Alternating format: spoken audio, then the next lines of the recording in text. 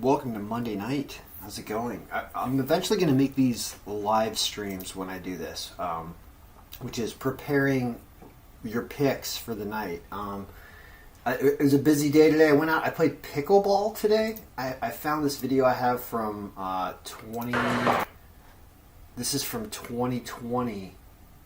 The last time I played pickleball, and you'll see I'm wearing a mask. God, at least these masks over the face are already dated, I feel like.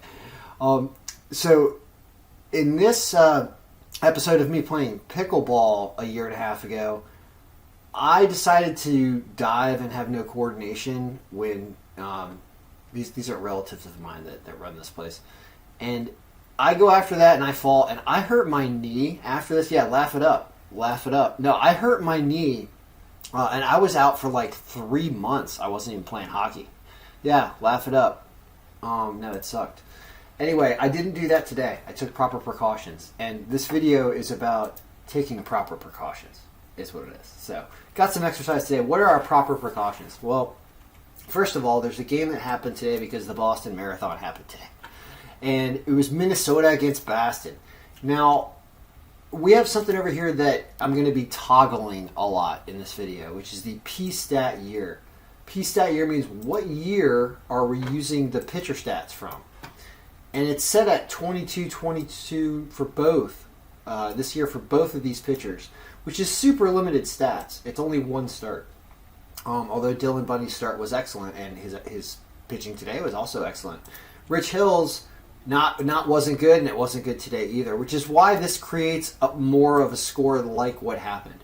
If you go back and you make this 2021, this is what we're going to be doing all video. It's a big Boston win, but when you see something completely conflicting like that, and it flips the score completely, then you have to take pause about how these pitchers are actually pitching this year.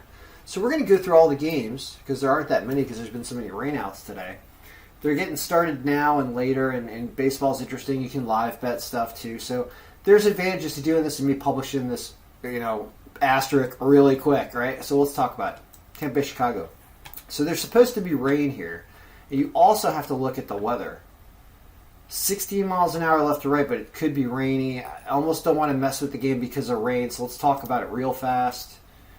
And we're going to talk about hockey too. There's more to talk about. Here, when it's last year's stats, which are pretty illustrious. There's a lot of them there. Close game gives it to the Cubs. They're an underdog. What about if these were 2022 stats? Nope. Flips it around. It flips it around because Kyle Hendricks didn't have a good first start. So what does that tell you? It tells you this game could go either way depending on how Kyle Hendricks pitches, and there's rain. So I'm just going to lay off that, but you can see there's reasons to lay off that because it's conflicting. Pittsburgh, because we're going to try to go where things are not conflicting because hopefully we'll have a more reliable outcome. Pittsburgh and Milwaukee. It's a toss-up game, really close. Thinks Milwaukee is not worthy of this line. Well, what about with 2022 stats? Let's just bring them all down as we go. Here, it favors Pittsburgh slightly. Flips it around completely, right? Yeah. Unreal. So, a lot of conflicting information from year to year so far.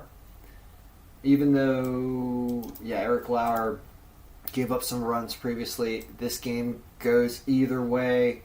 Does it like runs in both instances? Oops. Oh, we'll get there. Does it like runs in the instances there? Not necessarily. It's only 7.1.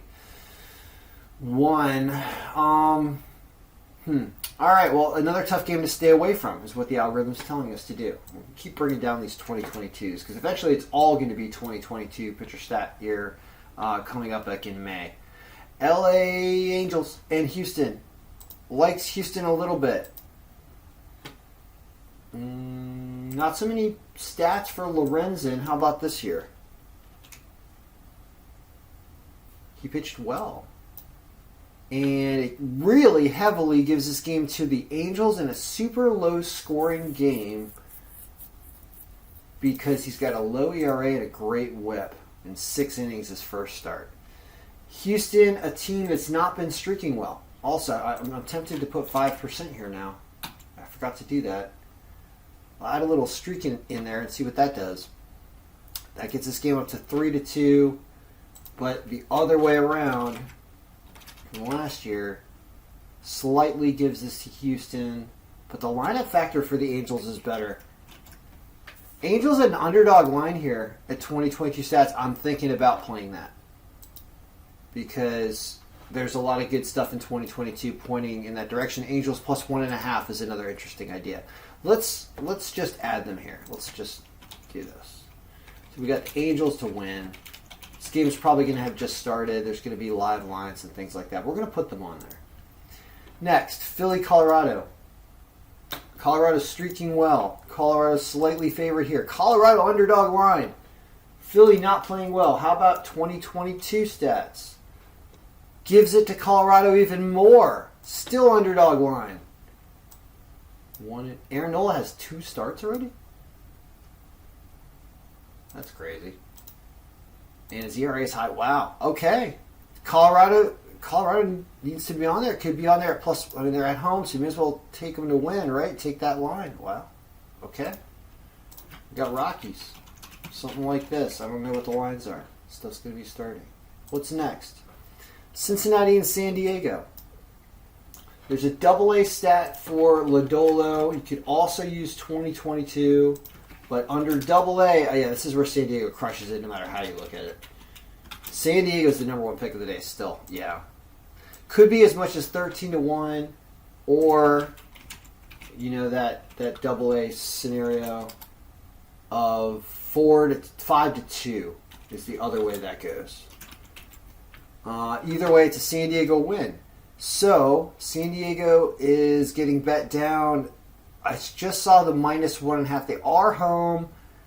I think you just have to take them to win because it's too tough for a team to cover 1.5 at home. You don't want it to go down that way if it's that lower scoring scenario of Lodolo not necessarily pitching as bad. So, you throw the Padres on here. I think it's like 180 now also to win. It's gotten worse. Now, Baltimore, Oakland. Here, likes Oakland scoring runs against Spencer Watkins. How is Spencer this year? Better. No, not necessarily. A little better. Still, okay, now here it only slightly gives it to Oakland. Because the Orioles' bullpen is a little better than you project, but their offense is not really putting it up. So, what do you do here? Tough. It's not really conflicting as much as it's weak. It makes you want to fade Oakland a little bit when you're looking at just 2022 stats. Tough game. You can see that Baltimore covers a plus 1.5 in this instance, but does not cover in the other instance, correct?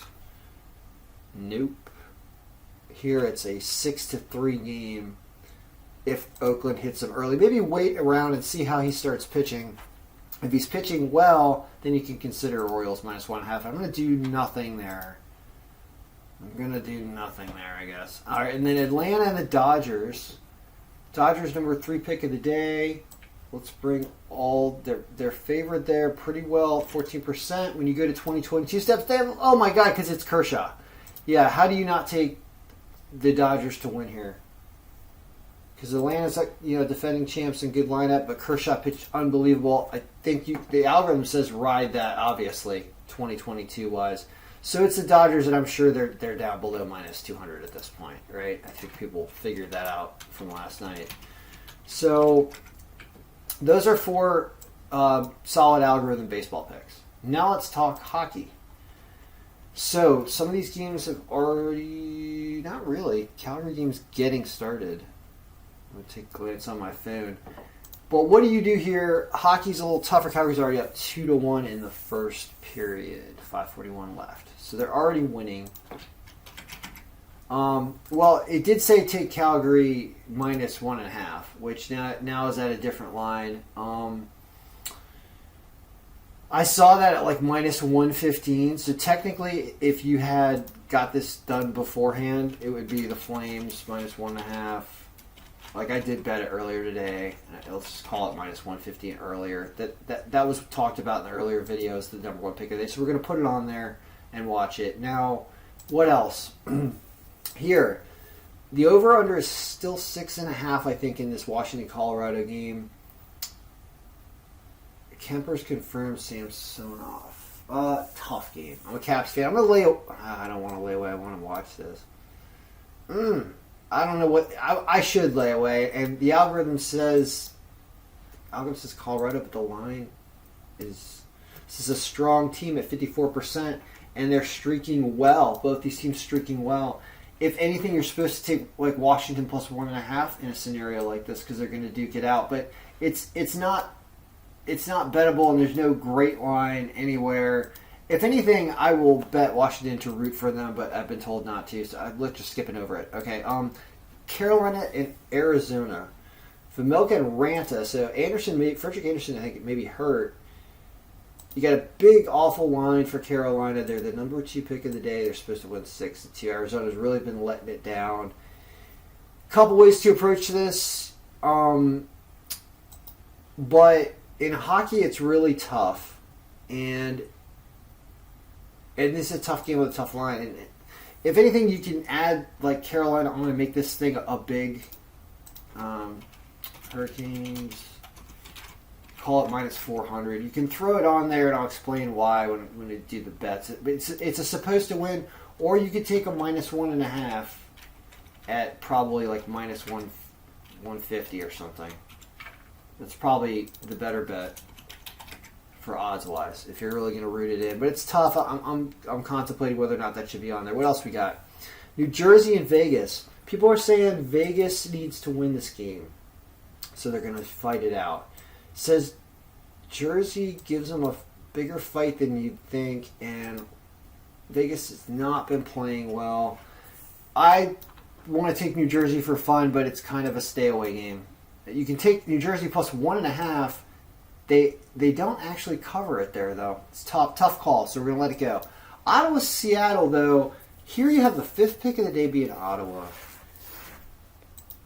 They're at an underdog line. They're favored all the way across here. And it's 2 bad teams, but one of the bad teams has got a positive line. It's not going to win every night, but it's certainly good for a straight bet, and I'm going to add it to the round robin thing just because I'm feeling frisky. Right? So Ottawa at 105. And that's 7, and I think we'll stay away from the game I think that's going to be a tie here, which is Dallas and Vancouver, because these teams are both fighting strong. It's the closest pick of the day. It says take Vancouver because of their streak, but it says take Ottinger in net and Dallas because of their raw strength. So it's a real pick 'em, and that's why I would bet the tie for fun because I don't know where to go there. So we have 7 picks now. And these 2 at the bottom, I almost want to leave off because they're not quality enough. So these, if you're going crazy, I would add those, but I'm going to remove them because they were add-on picks that aren't supposed to win. These ones are all supposed to win. So how would you distribute to get different payouts here? Well, if you do $5 across on everything, that's a $130 bet, and could pay $1,000. You don't have to weight it this way, and betting on the higher end round robins, you tend to lose more because if you lose a pick or two, like what happens if you lose one of these games? You'll see that your payout drops dramatically. You're all the way down to 374 now. You lose another one, and all of a sudden you're losing money. So you have to do 4-1 or better, basically, under that distribution. Under this distribution. This is not necessarily an optimal distribution. Something like this is sometimes better. I also like to see what the $1 parlay pays. 25 to 1 is what we're working with here. And arguably you could do this because it really favors the Padres heavily, which I think is like minus 1, something like that, or maybe even plus 105, and change things around a little bit to get different wagers. So there's just a million things you can do with round robins and parlays, and you know what if you just like all these picks to win, right? $25 to win, $800.